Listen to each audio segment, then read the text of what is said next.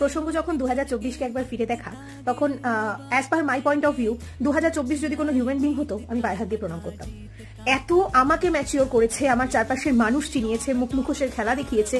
সত্যি বলছি 2024 আমার জীবনে একটা অন্যতম বিশেষ স্মরণীয় বছর হয়ে থাকবে। দেখো, এমনিতেই 2024 আমাকে মাতৃত্বের স্বাদ কি জিনিস সেটা পেতে সাহায্য করেছে, আবার পুরনো ওজন বাড়িয়ে সেই পুরনো আমিতে আমাকে ফিরিয়ে নিয়ে যেতে সাহায্য করেছে, প্রচুর মানুষকে চিনতে সাহায্য করেছে। সেই সাথে একটা জিনিস জানো তো, মন থেকে খুব বিশ্বাস করতে শুরু করেছি যে ধরো যেই গাছে অনেক বেশি ফুল হয় বা যেই গাছে অনেক বেশি ফল হয়, অনেক মানুষই সেই গাছে থেকে ফুল ফল পাড়ার জন্য গাছ ধরে ঝাঁকি দেওয়া বা ঢিল ছোড়া এইসব বিষয়গুলো করে থাকে। তো সেগুলো পার্ট অফ আওয়ার লাইফ, সেগুলো নিয়ে বিন্দুমাত্র বদারেশন আমার নেই। কিন্তু 2025-এ আমি তোমাদের সকলকে একটা কথা বলবো, নিজেদের মাথা শান্ত রেখো।